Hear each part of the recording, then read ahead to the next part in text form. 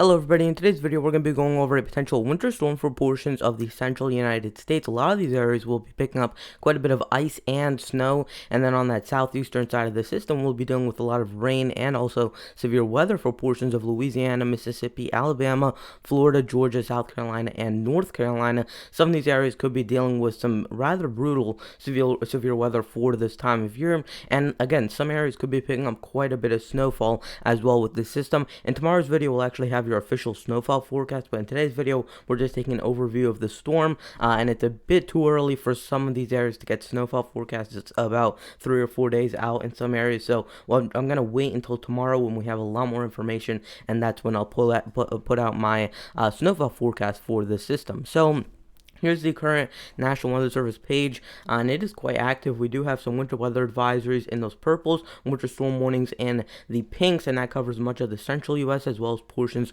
of the Northwest. We have some avalanche warnings in effect for portions of Colorado there, and then also some winter storm watches in effect for southwestern Texas, where they probably will be actually upgraded to some winter storm warnings. And then I believe those are dense fog advisories or air quality alerts in effect for portions of northern Texas and into the western part of Oklahoma there. So there's not a lot else except for these winter weather advisories and winter storm warnings in place for much of the United States. So as we move on here, this is the current run of the GFS, and we're going to play through this and just show you what this model is showing. And just to give you a brief overview of what's happening, we have this low pressure, which right now is over portions of the north central United States. That's going to be moving away to the north and to the east. This leaves behind a cold front right in here, and what this is going to do, this low pressure down in Texas is going to move up further to the north. It's going to intercept some of that colder air to the north, some of that warmer air to the south, and then you'll get a boundary line of some ice that actually sets up over the central part of this system. So as we play this forward, you start to see that by Thursday night, which would be, I believe this would be December 31st, and then getting through January 1st, we're looking at some of that snow pulling away further to the north. Now most of that snow is into northern and northwestern Texas, western Oklahoma, Kansas, and into Missouri. And as we continue this forward, you start to see more of that ice set up for portions of Missouri, Illinois, Indiana, Ohio, and then into Pennsylvania. And some portions of the Northeast, and especially the Great Lakes, will be dealing with quite a bit of ice out of this. And we'll also go over your severe weather and your ice accumulation forecasts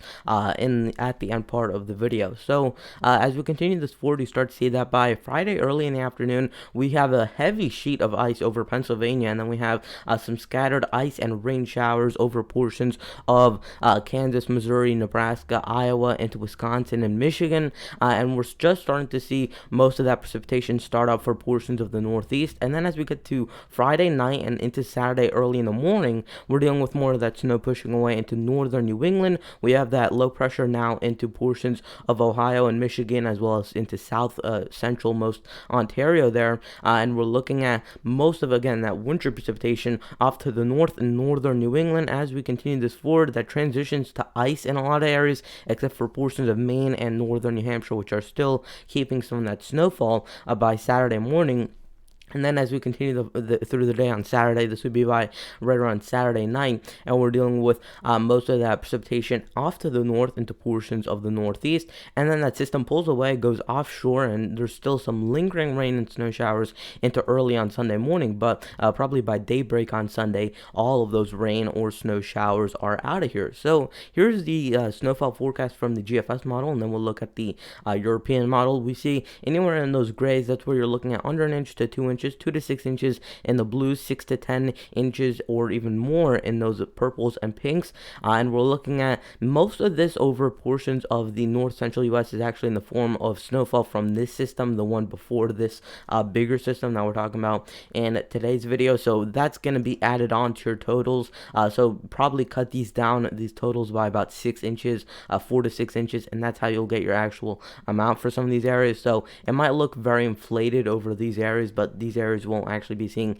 10 inches just from this storm. It'll be cumulative over both of those systems. And then we see really that bullseye, I think, with this system is going to be right in here. And then also there will be another pocket of heavier snow over portions of southwestern Texas. And as we go over to the European model and see what it's showing a lot more for southwestern Texas. It's showing another band of snowfall right in here. And then again, some of this is cumulative over both of those systems, but most of those areas will still get another inch or two, or maybe even a little bit more from this system that's coming up. So here's your ice threat with this, and this is actually the National Weather Service's forecast for this ice accumulation, and this is going through about January 1st, so it's not through the entire storm, but the northeast part of this system is still not completely loaded in yet, so you're gonna have to wait until about tomorrow or the day after for them to actually put out that forecast. But the forecast is pretty much completed for portions of the central United States, and you can see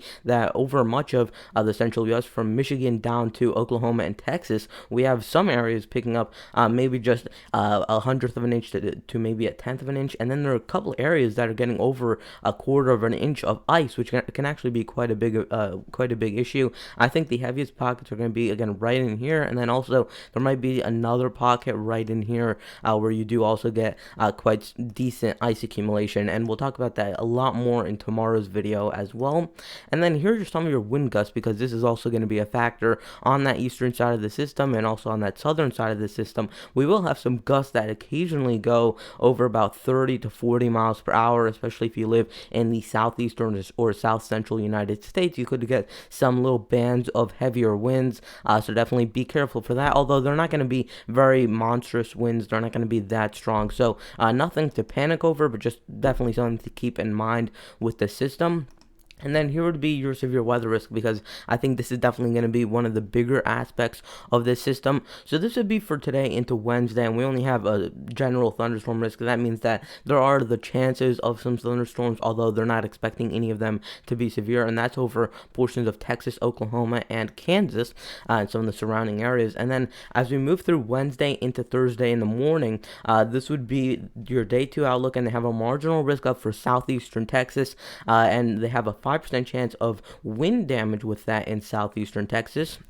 Here would be your day 3 outlook, and this is for Thursday into Friday early in the morning, and we're looking at a marginal risk surrounding a slight risk over portions of southeastern Texas, Louisiana, Mississippi, and Alabama, and a little part of western Florida there, where you guys are looking at a slight risk of severe weather. And a slight risk is actually quite important, something that you definitely have to prepare for, because the slight risk can actually bring some fairly potent severe weather. And then you have a 15% chance of severe weather in those areas, generally over those areas. And once they get to tomorrow's forecast, they'll actually have the specific parameters for each one. So the tornado risk, the hail risk. The real issue here is going to probably be your wind gusts, because those could definitely be quite high with some of these isolated thunderstorms. And then here is your day 4 outlook, and they only give probabilities for this, but that 15% area is equivalent to a slight risk there, and you see that over portions of Georgia, South Carolina, and North Carolina. So let's start looking at a couple of those different parameters with this system.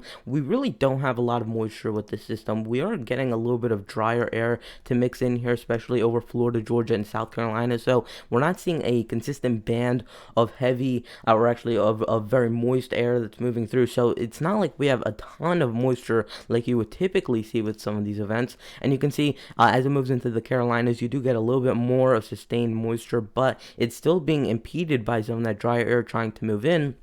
And as we move this forward, you start to see that the Cape here is also not that strong. And you can see that over both of those areas, the Carolinas and also into portions of Louisiana and Mississippi, you do see a couple areas over 1,000, but that's still not really warranting of a slight risk or even a little bit higher of that. So you might be wondering, why did they put up that 15% risk over the Carolinas if there aren't really too many things supporting it as of what we just saw? But when you dig deeper a little bit, you can see that we have a very conducive atmosphere when you're looking at temperatures and dew points. So here are your actual temperatures. Your high temperatures for Thursday, they're going to be in the 70s and the mid 70s for a lot of these areas over Louisiana, Mississippi, and Alabama, and areas southeast of there. And then if you look at Friday, that warmer air really shifts a little bit further to the east. You're in the mid 60s into the 70s, further to the south in the Carolinas and into Georgia. And then as we get to Friday, they do cool off a little bit, but still we are looking at some fairly warm temperatures. Here would be your dew points, and this would be for Thursday night, and we're looking at some of those dew points that are going to be in the mid 60s over the south central U.S. and the central Gulf states. And then as we continue this forward, you start to see that by Saturday, those dew points are still in the mid 60s for portions of the Carolinas, and that is well conducive for some severe weather. And then if we even move this forward, you start to see that by Saturday morning we still have a fairly favorable atmosphere for some severe weather, and that's probably why they actually did put up that slight risk, or that 15% risk of severe weather. So that is going to wrap it up for today's video. Please consider liking the video, subscribing, and turning on notifications, and I'll see you guys in the next video. Goodbye.